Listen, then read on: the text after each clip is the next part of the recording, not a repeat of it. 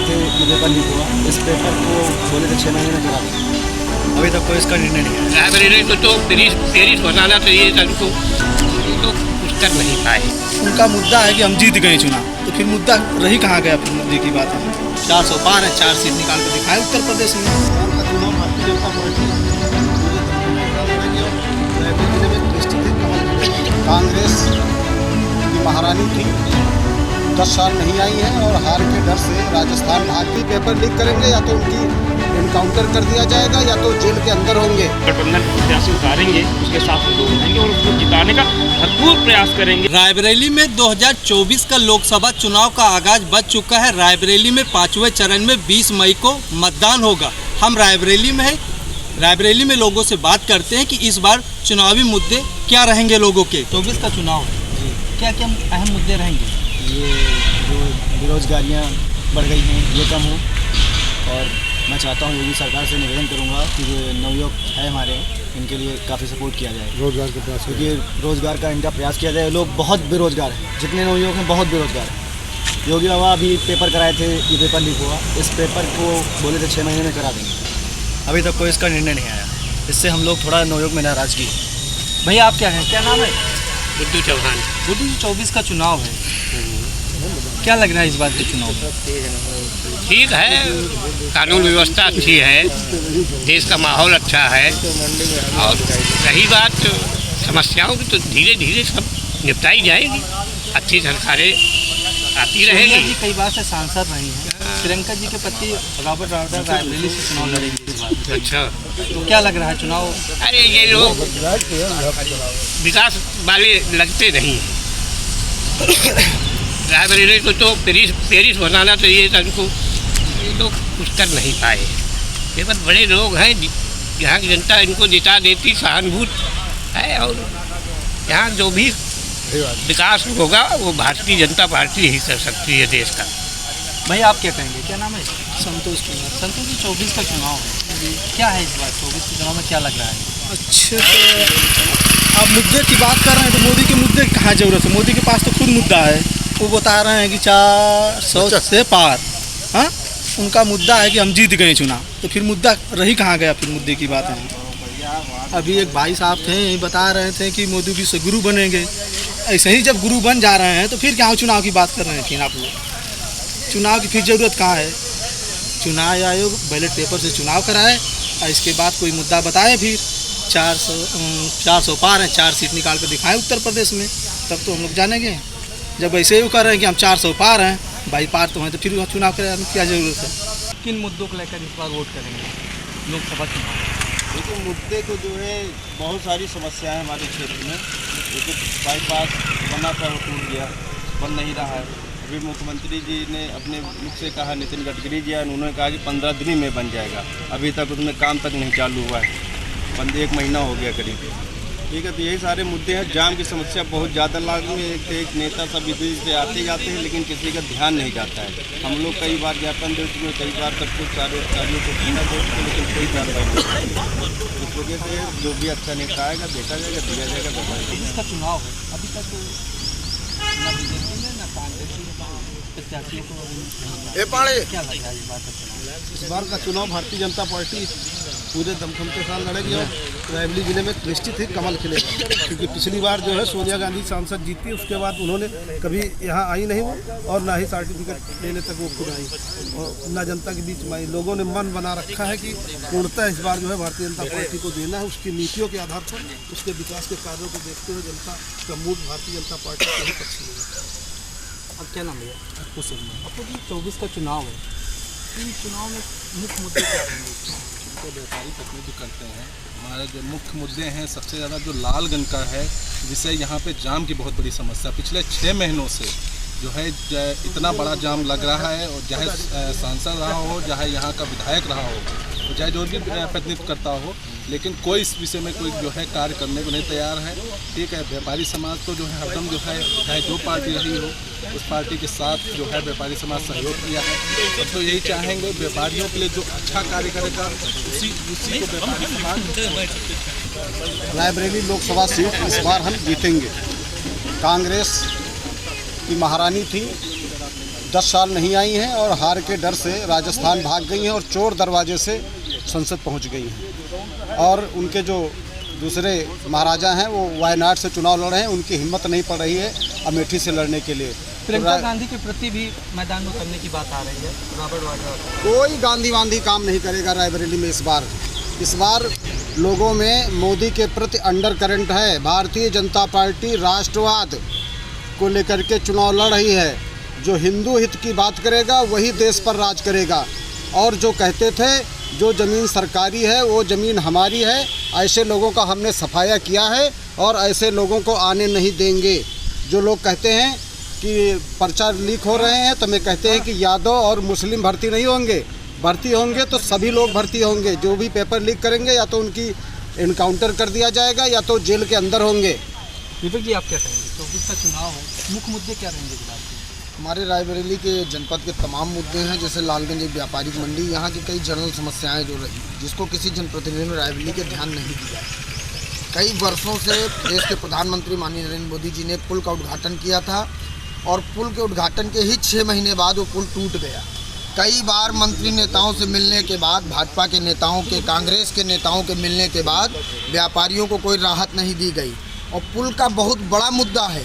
जनप्रतिनिधि मुंह छुपा के जरूर भागेंगे, रायबरेली जनपद के सांसद जी भाग गई हैं और जनप्रतिनिधि भागेंगे, पर कोई पुल के विषय में जवाब नेता नहीं दे पा रहा। कोई मंत्री ने कहा कि हम 15 तारीख को पुल चालू करा देंगे, 15 अप्रैल को कोई चालू कराने वाला नहीं। पूरा दिन जाम लगा रहता है। नेताओं को कुछ कष्ट नहीं होगा, व्यापारी को कष्ट होगा, क्योंकि उसके दुकान के सामने जाम की समस्या रहती है, वो व्यापार नहीं कर पाता है। नेताओं की तनख्वाहें मिल रही हैं समय पर, व्यापारियों की तनख्वाहें कौन देगा? जब टैक्स देता है तो देश चलता है, तो देश के दिए हुए टैक्स से नेताओं की तनख्वाहें मिल जाएंगी, व्यापारी को कुछ नहीं होगा। प्रधान जी, आप क्या कहेंगे? 24 का चुनाव है, इस बार 24 का चुनाव है। इंदिरा जी भी कई बार कांग्रेस के सांसद यहाँ पे, इस बार क्या लगेगा?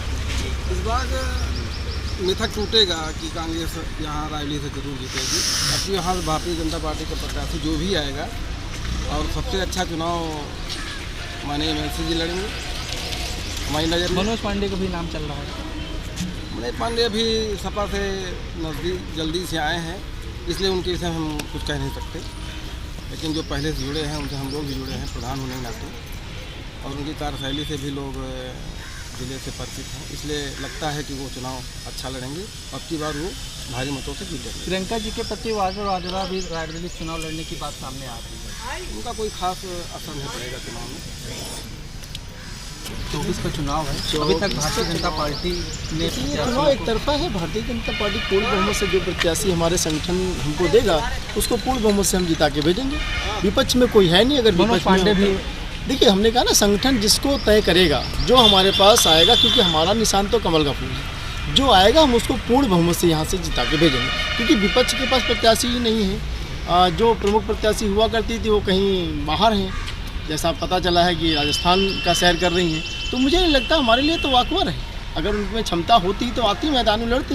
प्रियंका के प्रति भी चुनाव मैदान में उतर रहे हैं। वो तो वही है, एक पप्पू है एक गप्पू है, कोई मतलब नहीं है, दोनों का कोई अस्तित्व नहीं है। ये लोग चुनावी व्यक्ति नहीं हैं। और भारतीय जनता पार्टी के पास एक सशक्त प्रत्याशी एक नहीं बहुत हैं, तो जिसको भेज देगी हम उसको सशक्त उम्मीदवार के रूप में और मान के चलिए प्रत्याशी के रूप में और पूर्ण बहुमत से जिता के भेजेंगे। और रही बात अन्य जो चर्चाएं हो रही हैं बाकी पार्टियों के विषय में चर्चा, हाँ बताएं आपका। महंगाई भी बढ़ रही है। महंगाई अच्छा ठीक है, एक विषय बड़ा तेज़ी से महंगाई बढ़ रही है। आज हमको तेल चावल 1942 का रेट चाहिए और सुविधाएं मुझे 2024 की चाहिए। क्या ये संभव है? अगर हमें सुविधाएं 2024 की चाहिए तो क्या लगता है कि 1945 की दाल चावल पेट्रोल मिल सकता है? मुझे लगता है कि आवश्यकताओं के अनुसार व्यक्ति की सामान की उपलब्धता भी होती है। तो जहाँ तक मेरा मानना है महंगाई बहुत बड़ा मुद्दा नहीं है, क्योंकि उससे कहीं ज़्यादा माननीय मोदी जी की सरकार ने राष्ट्र को दिया है। विकास का वो एक चक्र चलाया है जो पिछले कई वर्षों से बंद था। जो हमारी पुरानी सरकारें रही होंगी उन्होंने वर्ग विशेष के लिए भले काम किया हो, राष्ट्र का चिंतन नहीं किया है। तो राष्ट्र का चिंतन करने वाला निश्चित राष्ट्र पे राज करेगा और कर रहा है। परिचय बता दीजिए।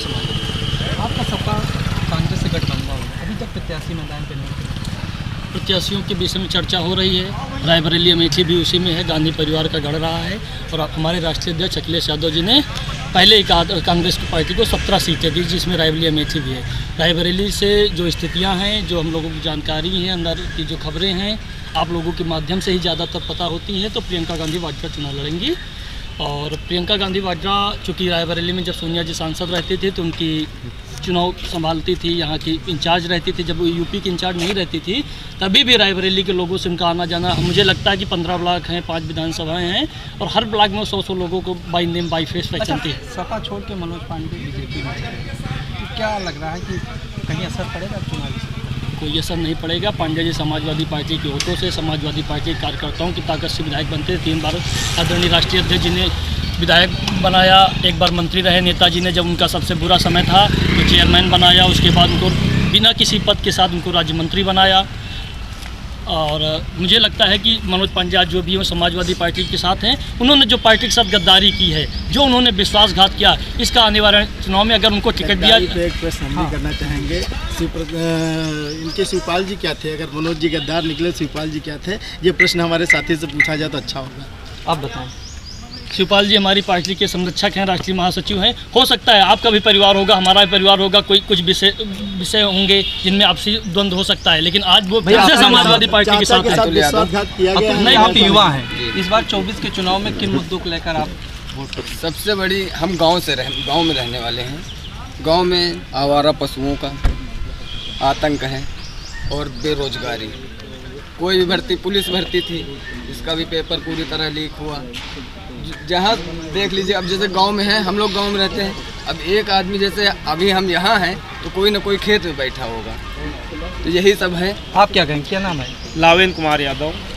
हम ये कहेंगे कि अब इस जो चुनाव होगा, इस चुनाव में सबसे बड़ी, आप सभी लोग देख ही रहे हैं, क्योंकि आप लोग पत्रकार बंधु सब कुछ जानते हैं कि बेरोजगारी कितनी है, किसान कितना परेशान है, और जो है कितना जो है व्यापारी परेशान है। महंगाई बढ़ रही है, महंगाई बढ़ रही है, मानते हैं महंगाई समय के अनुसार बढ़ती है। कोई भी सरकार आ जाए वो महंगाई पे काबू मतलब रोक सकती है, लेकिन ये कहिए कि लगातार कंटिन्यू महंगाई बढ़ती रहेगी नहीं है, लेकिन उस पर रोकथाम स्थित कर सकती है। सोनिया जी कई बार से यहाँ सांसद रहे। हाँ, सोनिया जी हमारे यहाँ लगातार सांसद कई बार से रह चुकी हैं, और हम लोगों का प्रयास यही है, हम लोग जो है गठबंधन के माननीय राष्ट्रीय अध्यक्ष जी के साथी हैं, और उन्हीं के निर्देश पर जो जिसको भी समर्पित गठबंधन के प्रत्याशी उतारेंगे उसके साथ हम लोग रहेंगे और उसको जिताने का भरपूर प्रयास करेंगे, और वो लाखों के अंतराल से यहाँ से जीतेंगे। जैसा कि लोगों से जब बात किया गया तो उन्होंने भी कहा कि अभी बीजेपी और कांग्रेस ने अपने प्रत्याशियों को मैदान पर नहीं उतारे, कहीं ना कहीं एक असमंजस की स्थिति बनी हुई है। इस बार 2024 के लोकसभा चुनाव में लोकसभा सांसद कौन होगा, ये आने वाला वक्त बताएगा। पंकज कुमार, श्रेष्ठ यूपी, रायबरेली। उत्तर प्रदेश की हर खबर से अपडेट रहने के लिए श्रेष्ठ यूपी को करें सब्सक्राइब, बेल आइकन दबाएं और देखते रहें श्रेष्ठ यूपी।